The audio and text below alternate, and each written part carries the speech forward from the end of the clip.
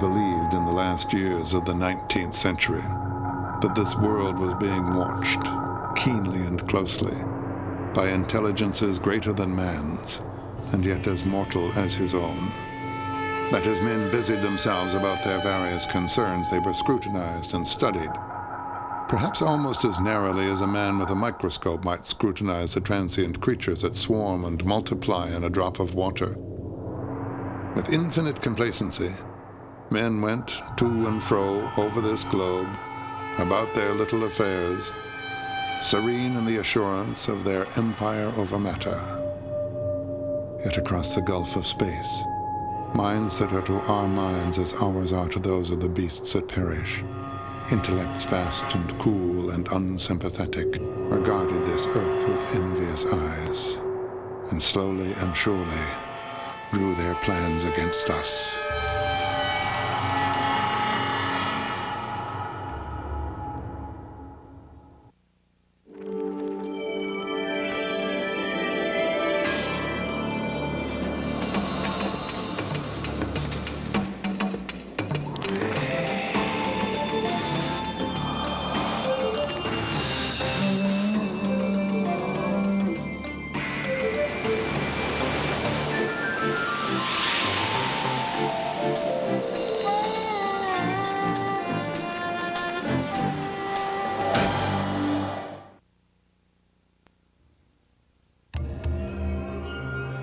The War of the Worlds may be the most widely read science fiction story ever written. It was first published in 1897 as a serial in Pearson's magazine, and in book form in 1898. It has not been out of print since then, with new editions appearing regularly on bookshelves around the world. And it has inspired some dramatic variations on the theme. A bulletin is handed me. Martian cylinders are falling all over the country. 40 years after The War of the Worlds was published, that radio play from the novel terrified thousands of Americans. And movies made from this and other books by Wells reached an even wider audience. He inspired a whole new category of fiction: science fiction.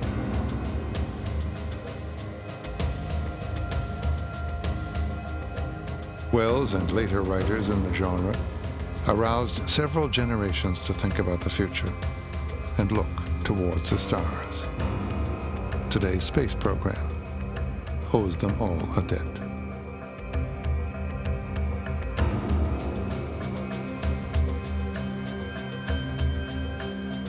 Wells was not the first to imagine life from other planets, but the realism with which he described his Martians made it seem that way. It had, for me, the kind of quality that I think later Spielberg and Lucas picked up in some of their work. The giant machines, which felt to me in reading very awkward. And I found it primitive in that respect, but at the same time awesome. Maybe for the very same reason, because they were so clunky, mechanical, and yet were able to function. The novel follows a hero as he evades death at the hands of those invading creatures. The hero, who is never named, watches as they destroy his land, his countrymen, his world.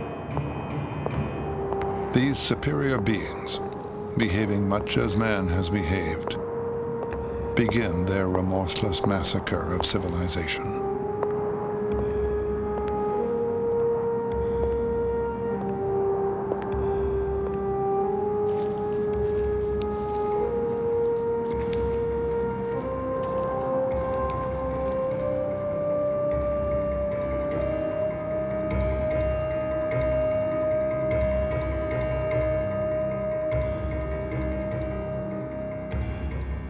For the most part, Wells based his stories on what science knew or thought it knew at the time.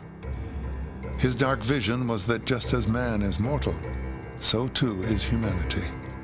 The danger may come from space or here on Earth. In either case, our safety on this globe is not assured. Wells feared a kind of golden rule operating in nature. He warned that we may suffer the same fate to which we have consigned other species: extinction. Hope, if any, lies in unity and scientific knowledge. The story begins with a sign in the heavens. Hundreds of observers saw the flame that night and the night after about midnight, and again the night after, and so for 10 nights, a flame each night. Then came the night of the first falling star.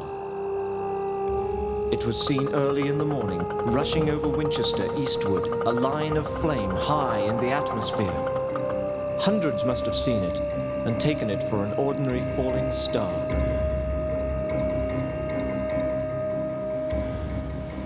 "30 miles from London, near the town of Woking, a great cylinder crashes to the ground. A crowd gathers as a hatch opens, revealing creatures which look like huge brains with eyes and mouths and tentacles for limbs. I noted a little black knot of men, the foremost of whom was waving a white flag. This was the deputation. There had been a hasty consultation, and since the Martians were evidently, in spite of their repulsive forms, intelligent creatures, it had been resolved to show them, by approaching them with signals, that we too were intelligent.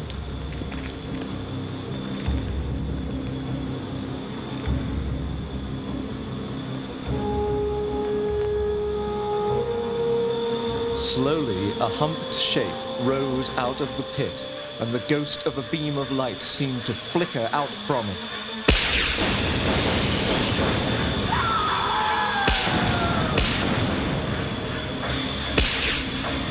The slaughter begins.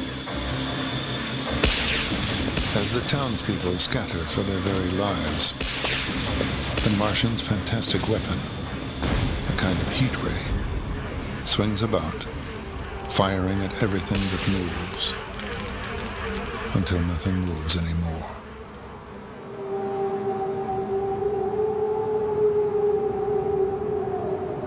Suddenly, like a thing falling upon me from without, came fear. I ran, weeping silently, as a child might do.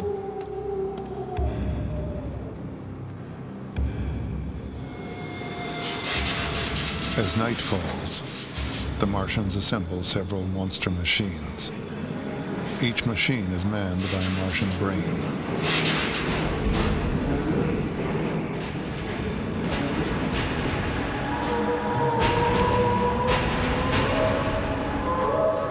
They begin to burn and blast their way through Woking and other towns in the direction of London.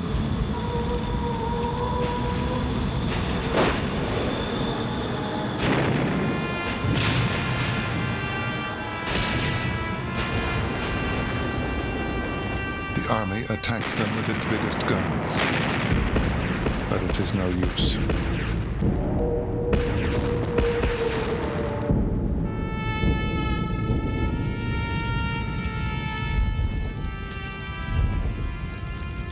It seems clear now that all humanity is doomed. War of the Worlds could be read, and was read, as being a parable about the possible German invasion of England. I think some other people thought of it as perhaps the British Empire was coming to an end, the frontier had closed off in North America. Where's the next frontier? It's going to be in outer space, but what if somebody is already there? There was a kind of sadness in the gay 90s. A sense of endings was in the air. End of the century, end of Victorian England. The old was dying, but the new was being born, and it was an exciting time to be alive, especially if you were young and brilliant and in London. And the young H.G. was all of that, and he seems to have copied the contradictions of the age onto his very soul. He was a socialist, and yet he wasn't a socialist. He hated privilege, and yet he loved hobnobbing with the rich. He was from the very lowest edge of the middle class, semi-professional class, so that he was conscious of the problem of slipping down into the working class, but at the same time hopeful that he could rise in the class he was in. H.G. Wells was born in 1866 in Bromley, Kent. His mother was a maid, and his father a shopkeeper. No literary influence there. In fact, his career owed a lot to a childhood accident. He broke his leg. He, at 8 years old, with a broken leg, sitting on the couch for about 4.5 months, read every single day of his life, all that time.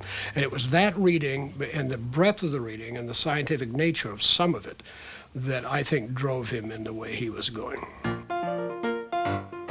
He began writing little stories when he was about 8 or 9 years old. And in fact, 1 or 2 of them still exist. They were strip cartoons with a text. One called The Desert Daisy has been reproduced since his death by the University of Illinois. In school, young Herbert George was recognized as extremely bright, and he won a scholarship to the Normal School of Science in London. He taught biology, briefly, but writing was his passion. From the time he started writing, he continued to write in one form or another throughout. Much of the stuff is not published or publishable, but he's working on the time machine by the time he's 18 and writing fairly seriously about science and education right from the beginning. Wells produced an enormous volume of work in his lifetime. 156 books of fiction, philosophical essays, and political tracts, and countless articles. He wrote more words than Shakespeare and Dickens combined. Now, the quality of this output was uneven, but even in his less successful works, Wells showed a unique power of vision. He could see the likely results of scientific findings and new technologies decades into the future. In 1902, he saw the coming of the suburbs and long-distance commuting, and he predicted new kinds of warfare. Ironclad road fighting machines may perhaps play a considerable part. Aeroplanes will sweep down upon the adversary's rear and will drop explosives and incendiary matters upon them.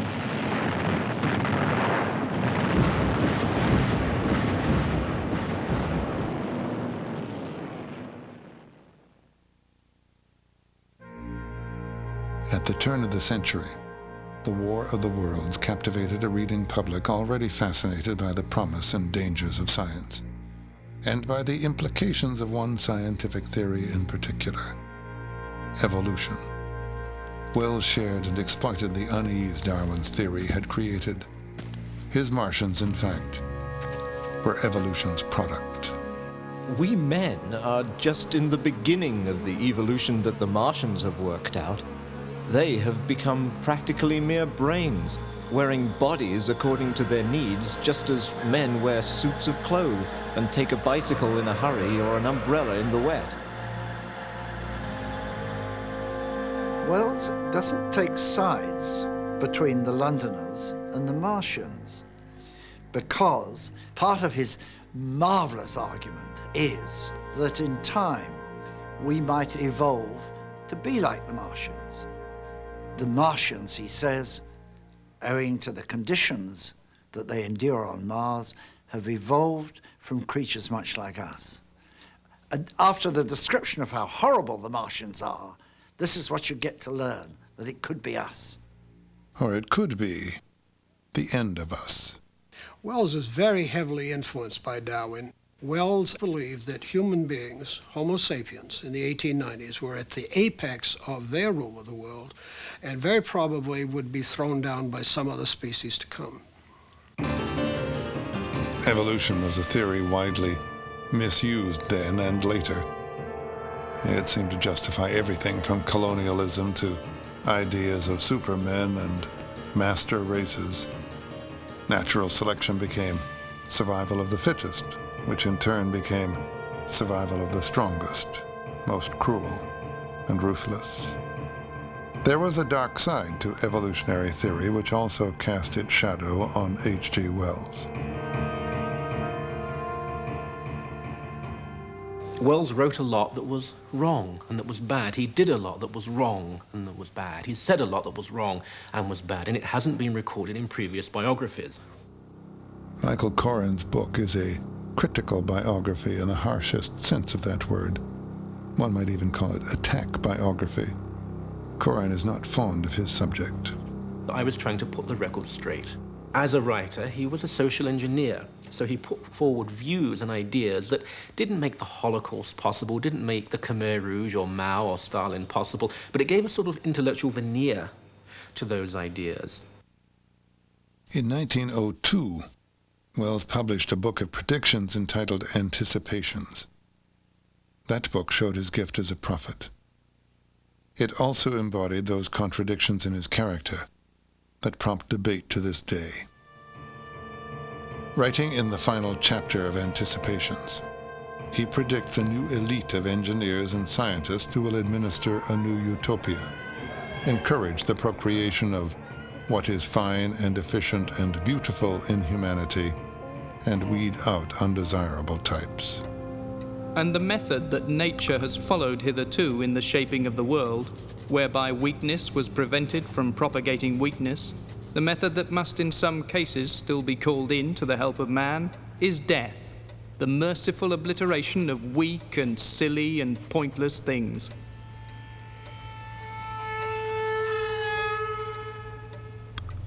That's what Wells's critics mean when they call him a social engineer. The cool, even cold detachment with which he mused about obliterating weak and silly and pointless things can be read dismayingly as a precursor to the insane experiments in social engineering that would scar the 20th century. Wells has also been accused of racism and anti-Semitism, partly on the basis of the new society he described in Anticipations. And as Wells said, for example, as for the dark and swarthy and yellow people, I take it they will have to go. Or the Jews are termites in the civilized world, I take it they will have to go. That's not entirely fair. This is what Wells actually wrote. And how will the new republic treat the inferior races? How will it deal with the black, the yellow man? How will it tackle that alleged termite in the civilized woodwork, the Jew? Certainly not as races at all. Whatever men come into its efficient citizenship, it will let come. While the logic of those sentences are anti-racist, there is, however, a racist tone to his language. And for the rest, those swarms of black and brown and dirty white and yellow people who do not come into the new needs of efficiency, I take it they will have to go. And yet, in the same book, Wells also argued forcefully against the racist idea, and he denounced the twisting of Darwinian theory. The worldwide repudiation of slavery in the 19th century was done against a vast sullen force of ignorant pride, which, reinvigorated by the new delusions, swings back again to power.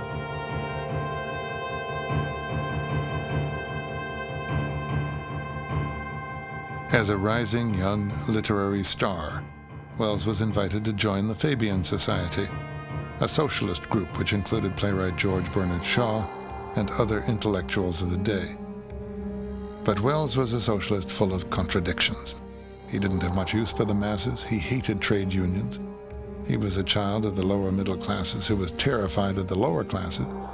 He strongly supported the Bolshevik Revolution, but unlike so many others on the left, he was revolted by Stalin's repressions.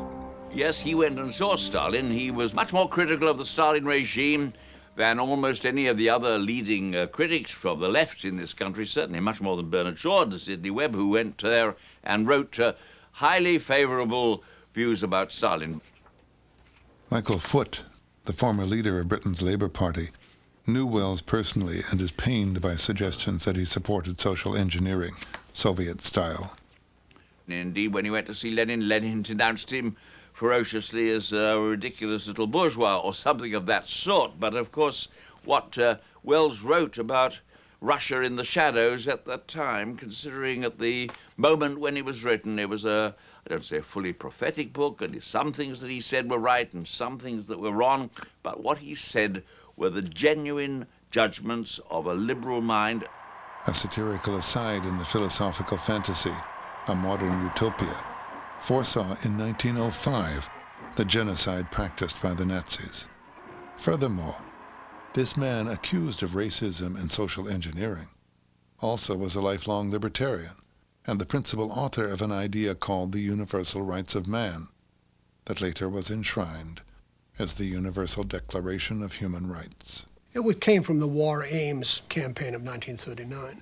It had been translated into about 40 or 50 languages and circulated around the world for commentary. Wells thought this should be part of a United Nations organization, and Eleanor Roosevelt proposed it in a modified form, somewhat modified, not much, and it was adopted and is part of the Charter, the Universal Declaration, which was Wells's originally, is part of the UN Charter.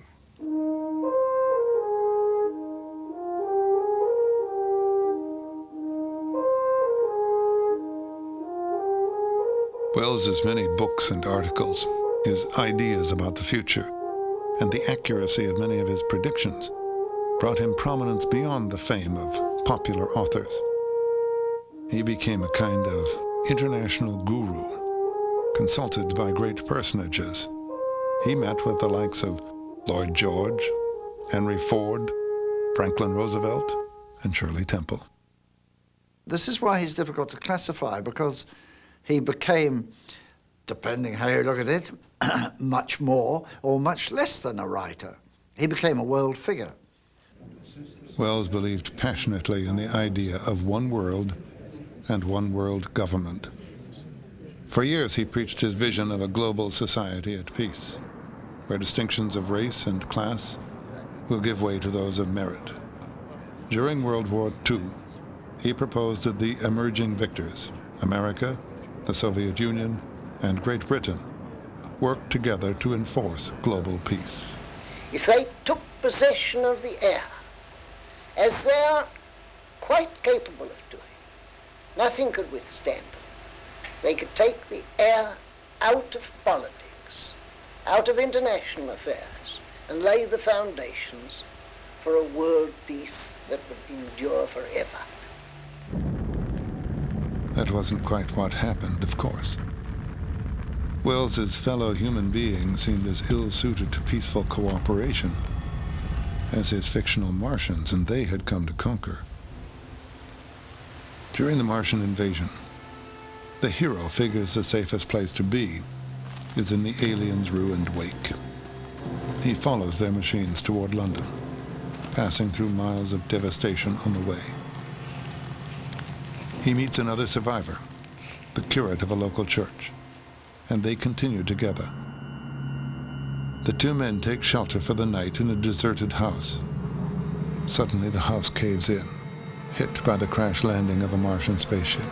The two men survive, but are trapped, and through an opening in a crushed wall, they witness the Martians' dietary habits. They did not eat, much less digest. They took the fresh, living blood of other creatures and injected it into their own veins. I cannot bring myself to describe what I could not endure, even to continue watching. The bare idea of this is no doubt horribly repulsive to us, but at the same time I think that we should remember how repulsive our carnivorous habits would seem to an intelligent rabbit.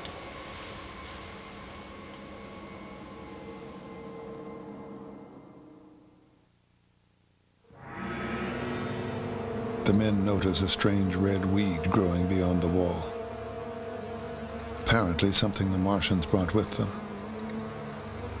Trapped for 2 weeks in that ruined house, they begin to learn more about this new species come to dominate the future.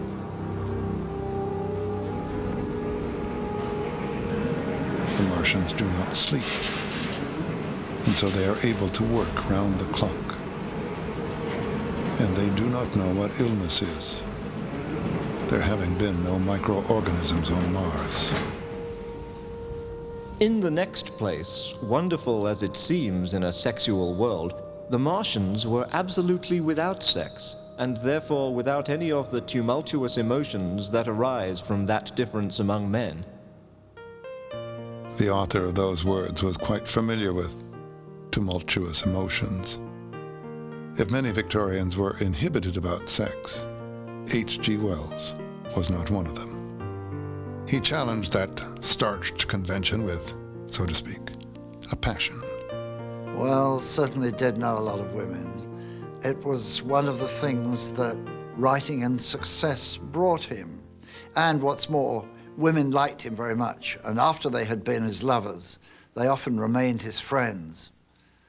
They said he smelt of honey. H.G. Wells explored his sexual urges with a legendary number of women. Wives, lovers, friends, and flings. He later explained his insatiable appetite as a search for his lover shadow. It began with his cousin Isabel. He married her, but Isabel quickly proved sexually and intellectually disappointing. Now, a second person came into Wells's life, and this is the woman we know as Jane, or Amy Catherine Robbins, as she was, her real name was. She was a student in Wells's laboratory. So Wells divorced Isabel, married Amy, whom he inexplicably insisted on calling Jane, and went to work. From 1895 to 1898, he wrote frantically, launching his writing career with three of his most famous novels: The Time Machine, The War of the Worlds, and The Island of Dr. Moreau. Married bliss, however, soon wore thin, and Wells began chasing shadows again.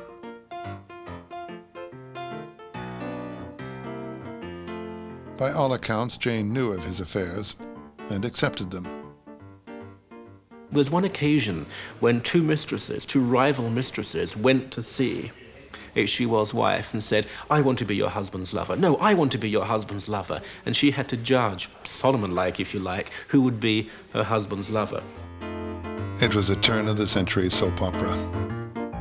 Was this man, who loved so many women, a feminist or a rogue, a free spirit or a rake? A number of his lovers were impressive, dynamic women. They admired him, they bore him children, they kept in touch with him long after their affairs ended. The most important of these was the novelist Rebecca West. The two loved and quarreled for 10 years. Wells once shouted out, "You're too ugly to meet my friends." He treated her in the most appalling way. When they had a child, he refused to see the child and just packed Rebecca and the little boy off to the countryside. But she also, the day after he died, wrote to his daughter-in-law and said, "You and I both know that I loved him every day of my life." But sexual gratification and emotional commitment appeared to be two more worlds at war within this man.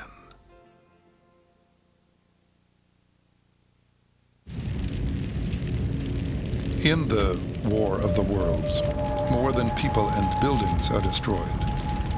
Institutions, too, are leveled. Organized religion takes a direct hit through the person of the curate. Under severe stress, the curate loses his nerve and finally his mind. He begins to rant loudly, forcing on the hero a grim necessity.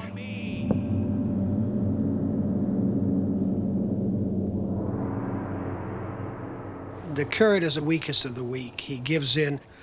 The narrator has to kill him, in fact, because he's going to reveal all to the fighting machines. And the curate is a person who, first of all, tries to rely on God and then finds that fails him. And so he doesn't have anything to rely on except run around. He's the epitome of the rabbit, in fact, in the metaphor. On the 15th day of his imprisonment, the narrator wakes up and discovers, to his astonishment, that the Martians are gone. He steps out of the shattered house and gazes across a landscape empty except for the Martians' red weed, which seems to be everywhere. I felt the first inkling of a thing that presently grew quite clear in my mind, that oppressed me for many days, a sense of dethronement, a persuasion that I was no longer a master, but an animal among animals, under the Martian heel. With us it would be as with them, to lurk and watch, to run and hide. The fear and empire of man had passed away. Alone now, the narrator resumes his grim journey toward London. As he passes the fearful leavings of the Martians, a thought of guilty recognition seizes him. We must remember what ruthless and utter destruction our own species has wrought, not only upon animals, but upon its inferior races. The Tasmanians, in spite of their human likeness, were entirely swept out of existence in a war of extermination waged by European immigrants. Are we such apostles of mercy as to complain if the Martians war in the same spirit? So the Martian invasion was a cautionary tale in the spirit of what goes around comes around. The idea of intelligent beings on Mars was taken seriously by many people back then, including H.G. Wells. He'd written about Mars a couple of times earlier and summarizing the knowledge. But in addition, this was a time period when a great many people in England are interested in visitors from outer space, the possibility of visitors from outer space. In 1877, the Italian astronomer Giovanni Schiaparelli saw what he took to be waterways on Mars. He called them canali, which is Italian for channels. The word was mistranslated, however, to read canals. When people began to see these illusionary lines, then this was in a period of time when all over the world, people were building canals and great works of irrigation. And so it was an easy next step to say, well, these great canals were to save that Martian world. So again, imagination took over and built much of that structure. But nevertheless, that was the popular scientific understanding at the time H.G. Wells wrote. And long after that time, Wells's story of invading Martians still had the power to shock. On the night of October 30th, 1938, several million American radio listeners were tuned to CBS when the Halloween broadcast of the Mercury Theater of the Air came on. Many who tuned in a little late missed the introduction and may have caught this.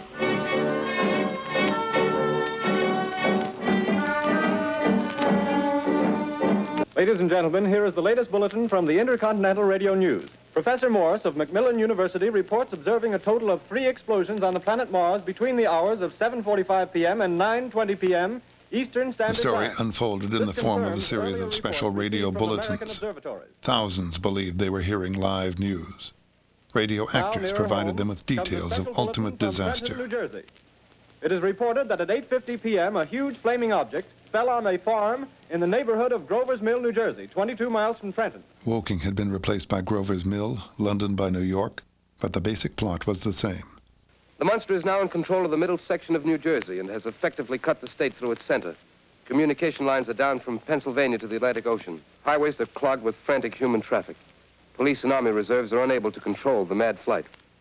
As the radio conjured up images of panic in the minds of listeners, some listeners actually did panic and fled.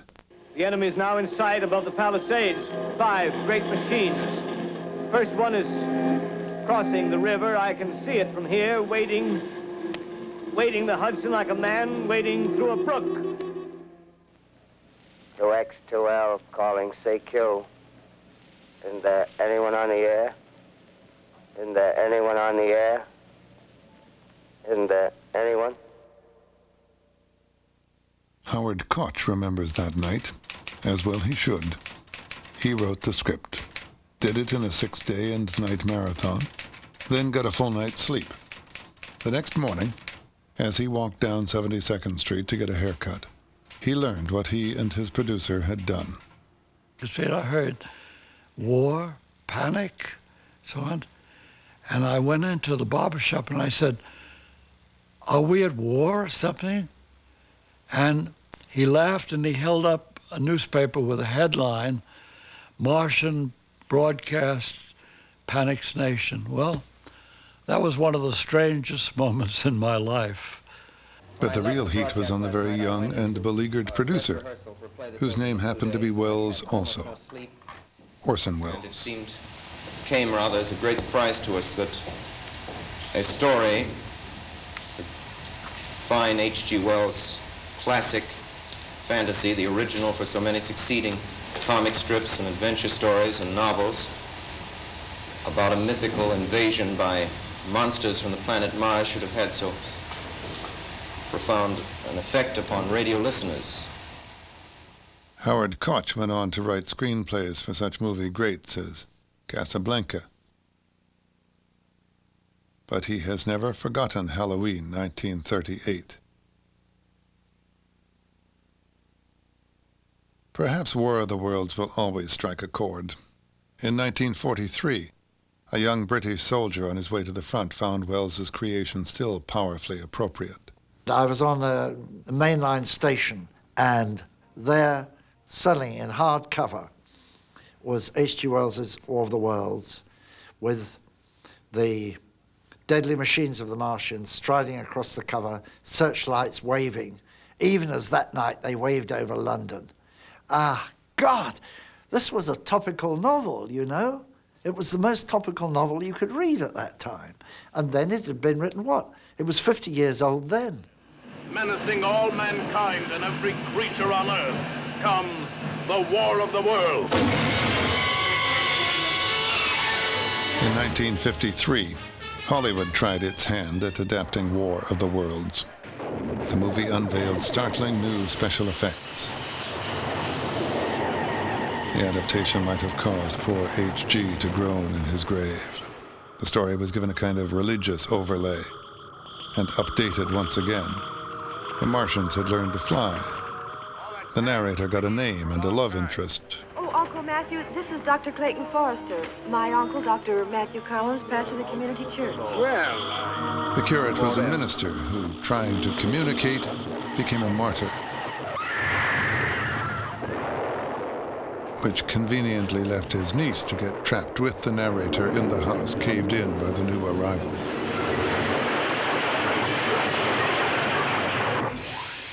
The Martians did come to the same end as in the book, almost.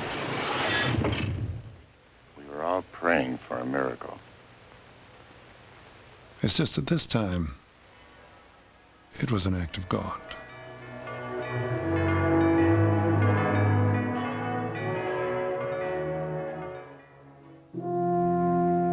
Mars, the red planet. It still intrigues us. Of course, we can relax about a Martian invasion. We've been taking close-up pictures of Mars since 1965, and we haven't spotted a launching pad yet. In the last 3 decades, Mars has been extensively studied by NASA spacecraft. From Mariner 9 in 1971 to the Viking spacecraft in 1975, a whole new picture of the planet began to unfold. Gigantic canyons, monstrous volcanoes, even small channels, which might have been caused by rain. So the possibility then existed that sometime in the ancient past on Mars, there may have been liquid water on the surface. So that then opened the possibility that there may once have been life, and if there was once life, maybe it was preserved in some places. Today, it's agreed there is no intelligent life on Mars. But if not on Mars, somewhere else? For several years, NASA operated a program called SETI, Search for Extraterrestrial Intelligence, with massive radio telescopes scanning deep space frequencies in hopes of finding manufactured signals.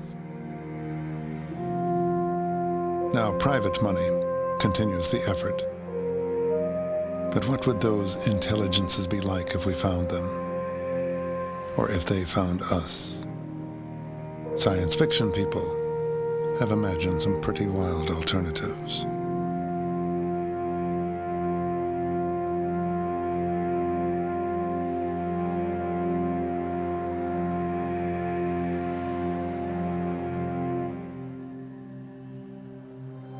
Fascination with the idea of extraterrestrial life persists. Aliens have been a popular, if not always deadly serious, theme in movies and television, and they have featured some of the most popular characters of all time. Captain, the Horde is a remarkably intelligent and sensitive creature. Like the more or less friendly Vulcan who arrived aboard Star Trek back in the 1960s. I suspect you're becoming more and more human all the time. Captain, I see no reason to stand here and be insulted. Leonard Nimoy actually began his extraterrestrial career in the 1950s. Perhaps a little longer. The atmosphere on Mars is so thin we've adapted ourselves to live on very little oxygen. My first work as an alien was, I believe, 1951, over 40 years ago, in what was known as a Saturday serial. It was in a piece called Zombies of the Stratosphere, in which I played one of 3 or 4 Martians who arrived on Earth in a wobbly silver cigar-shaped spaceship that landed behind a rock, because then they didn't have to show the whole ship. And we got off of this ship carrying weapons that looked to me like 38 caliber revolvers. And we hijacked a pickup truck, and we were going to take over planet Earth. As both actor and director, Leonard Nimoy has done a lot to popularize the idea of space exploration. He also has some thoughts about the psychological roots of this alien thing. There was a movie in which I had a very small role in, I think, the early 50s called Them, also about alien creatures. In this case, they were mutations. They were ants that had mutated into these giant creatures. But I thought the title was perfectly appropriate to cover this entire canvas. Them. It's us, and there's them. And them is the other. It's people of different color, people of different attitude, people of different social structure, people with different values than we have. Some say we have a deep-seated need for aliens. After all, what's an us without a them? But Wells saw his Martians in starker terms, as perhaps man's fate, if man is not very smart, or lucky, or both.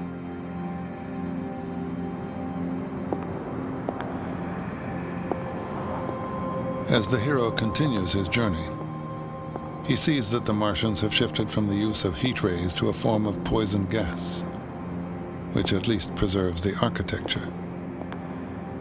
And something is happening to the red weed.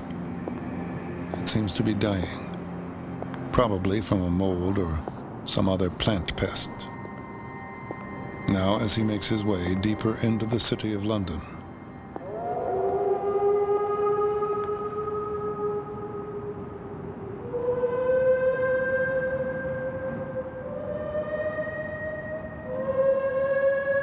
It was as if that mighty desert of houses had found a voice for its fear and solitude.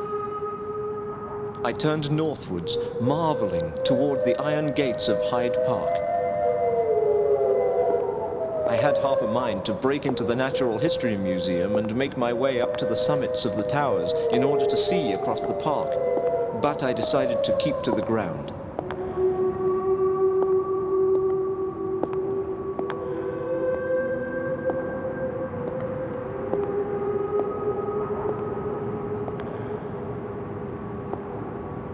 he comes upon Regent's Park, and there it is. I was not terrified. I came upon him as if it were a matter of course. I watched him for some time, but he did not move. A second monster lies by the zoological gardens. The hero continues walking, with some purpose now, past the park.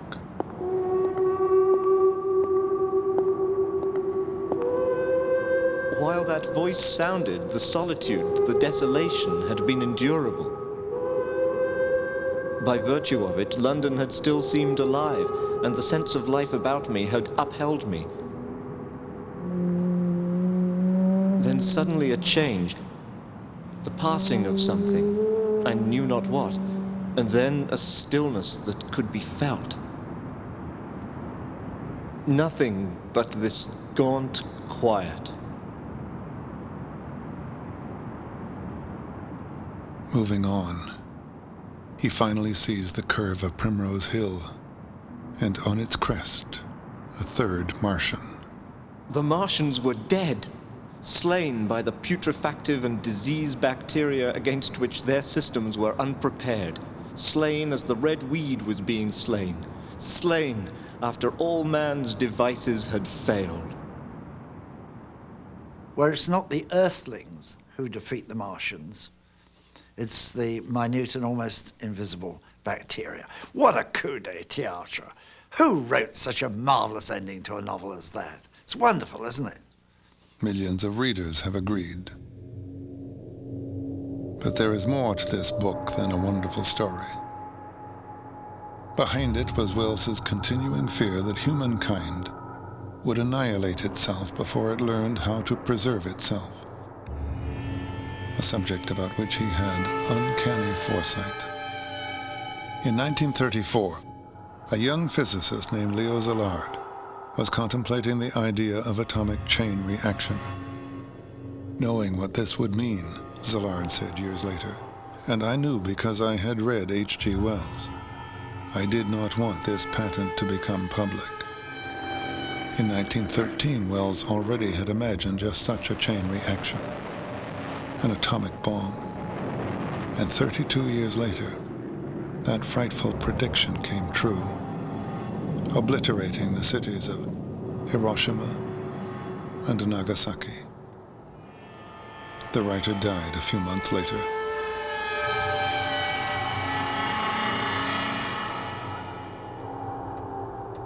The character of H.G. Wells is the subject of continuing debate, but his importance as a writer and a thinker is not. The New York Times called him the greatest public teacher of his time, and the durability of his stature is conceded even by his bitterest critic today. Don't be put off because he was a bad man and he wrote things that can be very damaging. He was also one of the finest writers of the century. The War of the Worlds is a book of consummate standing. Wells was without any doubt a great writer. I think he would be seen as one of the greats. I'd say one of the 20 greats in the English language. The struggle between good and evil in mankind. Glorious future versus none at all.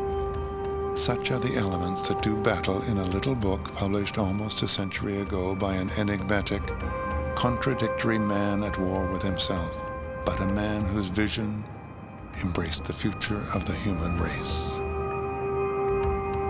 And when the slow cooling of the sun makes this earth uninhabitable, as at last it must do, it may be that the thread of life that has begun here will have streamed out and caught our sister planet in its toils. Dim and wonderful is the vision I have conjured up in my mind of life spreading slowly from this little seedbed of the solar system throughout the inanimate vastness of sidereal space. But that is a remote dream. It may be, on the other hand, that the destruction of the Martians is only a reprieve. To them, and not to us, perhaps, is the future ordained.